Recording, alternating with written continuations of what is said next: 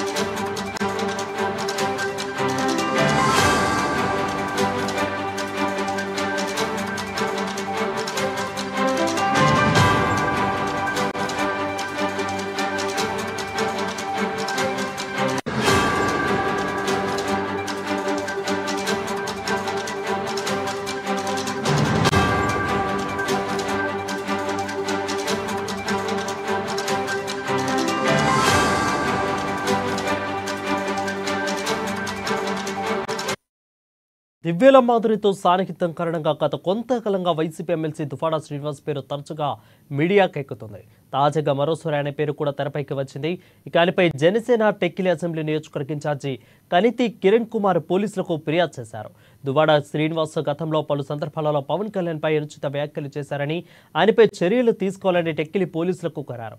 ఇక దువ్వాడ పవన్ కుటుంబం పైన వ్యాఖ్యలు చేశారని కిరణ్ కుమార్ గతంలో ఆరోపించారు. ఇక గతంలో జనసేన కార్యాలయంపై దాడి చేయించిన కార్యాలయంలో కూడా ఉన్న సామగ్రిని నష్టపరిచారని ఫిర్యాదులు పేర్కొన్నారు. టెక్కిలి జనసేన అసెంబ్లీ ఇన్ఛార్జి కనితి కిరణ్ కుమార్ ఫిర్యాదు మేరకు కూడా పోలీసులు కేసు నమోదు చేశారు.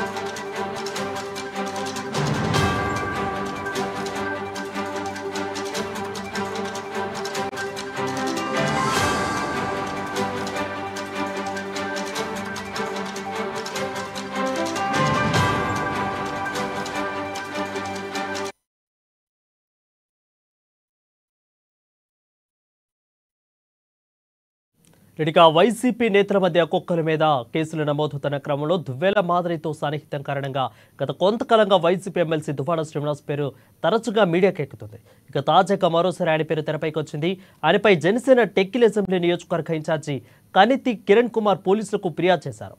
దువ్వాడ శ్రీనివాస్ గతంలో పలు సందర్భాల్లో పవన్ కళ్యాణ్ పై అనుచిత వ్యాఖ్యలు చేశారని, ఆయనపై చర్యలు తీసుకోవాలని టెక్కిలి పోలీసులను కోరారు. ఇక మరింత సమాచారం శ్రీకాకుళం నుంచి మా ప్రతినిధి శరత్ బాబు అందిస్తారు. శరత్ బాబు, చెప్పండి. వరుణ్, శ్రీకాకుళం జిల్లాలో వైసీపీ ఎమ్మెల్సీ దువ్వాడ శ్రీనివాస్ ఇప్పుడు అనుచిత వ్యాఖ్యలు చేయడం, ఏదో ఒక కేసులోకి రావడం, ఏదో ఒక మాటకి రావడం ఇప్పుడు పరిపాటుగా జరుగుతూ ఉంటుంది.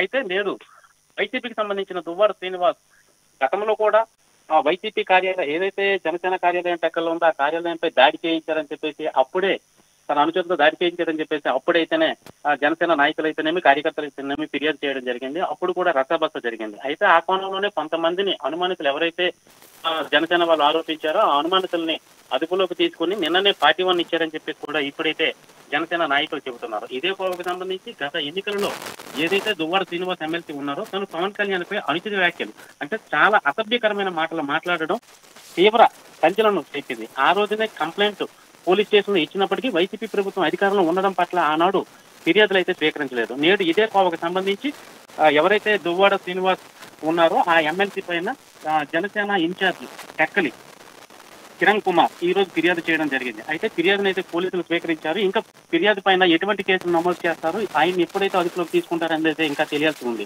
ప్రస్తుతానికైతే దువ్వాడ శ్రీనివాస్ ఇటువంటి అనుచిత వ్యాఖ్యలు చేయడం పట్ల ఇటు 2 తెలుగు రాష్ట్రాల్లో కూడా ప్రతి ఒక్కరు కూడా దీన్ని చూసి చాలా అంటే హుందాగా ఉండాల్సినటువంటి నాయకులు ఇట్లా మాట్లాడడం సబబు కాదని చెప్పేసి అయితే అనుకుంటున్నారు.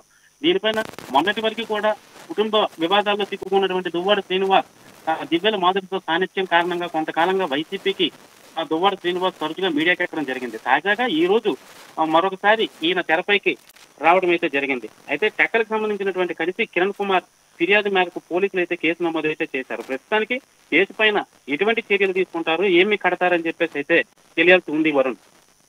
రైట్ శరత్ బాబు, అయితే ఎన్డీఏ గవర్నమెంట్ లీడ్ చేసిన తర్వాత ఇలాంటి వ్యాఖ్యలు కూటమి ప్రభుత్వంపై చేసిన వారి మీద ఒక్కొక్కరిగా తేల్చుకుంటూ వస్తుంది గవర్నమెంట్. సో ఇదే క్రమంలోనే నమోదు చేశారు కేసు అనుకోవచ్చా, లేదంటే కక్షపూరితంగానే చేశారా? అయితే గతంలో అయితే ఏదైతే దాడి జరిగిందో కార్యాలయం పైన ఆ కార్యాలయం పైన దాడి చేసింది అయితే దువ్వాడ శ్రీనివాస్ అనుచరులే చేశారని చెప్పేసి అయితే గతంలో అయితే జనసేన నాయకులు ఆరోపించడం జరిగింది. ఆరోపణలు పక్కన పెట్టేసి వారు ఎవరైతే చెప్పినా సరే ఫిర్యాదు అయితే ఆ రోజు స్వీకరించారే తప్ప ఎటువంటి చర్యలు అయితే తీసుకోలేదు. ఈ దీనికి సంబంధించి నిన్ననే ఎవరైతే అనుమానితులు ఉన్నారో వారిపైన తీసుకుని వారిపైన 41 ఇవ్వడం అయితే జరిగింది. ప్రస్తుతానికైతే ఇదే కోవకు సంబంధించి ఎన్డీఏలో పూర్తిగా ఉన్నటువంటి పవన్ కళ్యాణ్ ఒక మంత్రిగా ఒక జనసేన అధ్యక్షుడిగా ఉన్నటువంటి పవన్ కళ్యాణ్ పైన అనుచిత వ్యాఖ్యలు చేయడం చాలా బాధాకరం అని చెప్పేసి అయితే ఇది జనసేన నాయకులు జనసేన కార్యకర్తలు కూడా బాగా తీవ్రంగా స్పందించారు. దీనిపైన అయితే ఈ రోజే ఫిర్యాదు చేయడానికి అయితే పోలీస్ స్టేషన్ వెళ్లారు. ఫిర్యాదు చేయడం అయితే జరిగింది Varun. Right, thank you Sharath Babu. Pawan Kalyan అంటే పీకే అంటే మా స్ట్రెంగ్త్ ఏంటో చూద్దు గాని నీకు ఒక్క సవాలు చెప్తున్నాను. నా కొడక దమ్ముంటే రింగులోకి నువ్వు నేనే వేద్దాం. ఒక్క దెబ్బకు నాకౌట్ చేసి పడేస్తాను. ఒక్క దెబ్బకు నాకౌట్ చేసి కోటి పడేస్తాను. ఎవడక్కర్లా నీ పిచ్చిన కొడుకులు చూస్తుంటారు, మా లక్షలాది కోట్లాది మంది జనం కూడా చూస్తుంటారు. దమ్ముందా రింగులోకి వద్దామా? అందరూ ఎందుకు, నేను వస్తాను, నేను ఒక్కడే వస్తాను. దమ్ముంటే నువ్వు నాకు కొట్టేస్తావో నేను నీకు కొడతానో చూద్దాం. దమ్ముందా? నా కొడక ఏట్రా నువ్వు మాట్లాడుతున్నావు? రాశాను రా నేను. ఒరే బొక్క, ఒరే పీకే నా కొడక, నువ్వేంటి మాట్లాడావు రాశాను. ఈ ప్యాకేజీ స్టార్ అన్న నేను అన్నాను. ప్యాకేజీ స్టార్ అని నేనే దువ్వాడ శ్రీనివాస్ ఎమ్మెల్సీ నేనే అన్నాను. నా కొడక. అందరికీ నమస్కారం అండి. నేను కిరణ్ టెక్కల్ నియోజకవర్గ జనసేన పార్టీ రోజు మా టెక్కల్ పోలీస్ స్టేషన్ కి మా స్థానిక వైసీపీ నేత ఎమ్మెల్సీగా కొనసాగుతున్న గారి మీద కంప్లైంట్ ఇవ్వడానికి కోసం వచ్చి ఎలా ఉందంటే గతంలో 2019లో వైఎస్ఆర్సీపీ ప్రభుత్వం స్థాపించిన తర్వాత ఆయన వివిధ సందర్భాల్లో మా అధ్యక్షుల వారు చాలా సందర్భాల్లో తోలనాడారు. ఆయన వ్యక్తిగత ప్రతిష్టను దిగజార్చు మాట్లాడిన ప్రతిసారి కూడా ఆయన 3 పెళ్లిళ్ల మీదనైతేనేమి ఆయన వివాహ సంబంధాల మీద అలాగే పబ్లిక్ లైఫ్ లో కూడా ఆయన్ని చాలా పరుస్తూ ఆయన మాట్లాడిన విధానాలు ఉన్నాయి. వాళ్ళ తల్లి గారిని కూడా ఏ రకంగా అన్నది మా కేవలం టెక్కలకే కాదు 2 తెలుగు రాష్ట్రాల్లో ఉన్న ప్రతి ఒక్కరికి కూడా. అలాగే ఒకనొక సందర్భంలో వాళ్ళు మాట్లాడిన మాటలను ఖండిస్తూ మేము తర్వాత ఆయన మా పార్టీ కార్యాలయం మీద కూడా దాడి చేయించారు. ఆ రోజు కూడా మేము వచ్చి స్థానిక పోలీసులకి కంప్లైంట్ ఇవ్వడం జరిగింది. కానీ దురదృష్టవశాత్తు ఎవరు ఆ కంప్లైంట్ మీద రియాక్ట్ కాలేదు. కంప్లైంట్ మీద కనీసం మేము అనుమానితులుగా ఎవరి పేర్లు అయితే పేర్కొన్నామో వాళ్ళని కనీసం పోలీస్ స్టేషన్ పిలిపించి విచారణ కూడా చేయలేదు. కాబట్టి మరి ఈరోజు నిన్ననే స్థానిక పోలీస్ శాఖ వారు ఆ అనుమానితులందరి మీద కూడా 41A నోటీస్ ఇవ్వడం అనేది జరిగిందన్నది తెలిసింది. కాబట్టి ఇప్పుడు మేము గతంలో దువ్వాడ శ్రీనివాస్ గారు ఏదేదైతే మాట్లాడినారో మా అధ్యక్షుల వారి మీద అవన్నింటినీ కూడా వీడియో రూపంలో పొందుపరుస్తూ వారి మీద శాఖాపరమైన చర్యలు తీసుకోవాలని కోరుతూ ఈరోజు టెక్కల్ నియోజకవర్గంలో ఉన్న ఈ పోలీస్ స్టేషన్కి అయితే వచ్చి కంప్లైంట్ ఇవ్వడం జరుగుతుంది. దీని యొక్క ముఖ్య ఉద్దేశం రాజ్యాంగబద్ధమైన పదవిలో ఉన్న ఆయన రాజ్యాంగం కల్పించిన హక్కుల్ని కాపాడతానని చెప్పి ఏ రకంగా మా అధ్యక్షుల వారిని సభ్య సమాజం తలదించుకునే విధంగా కామెంట్స్ చేశారో ఆ కామెంట్స్ అన్నిటి మీద కూడా విచారణ జరిపించాలని, అందుకు తగ్గ శిక్ష ఆయనకి పడాలని కోరుకుంటూ ఈ కంప్లైంట్ ఇవ్వడం జరుగుతుంది.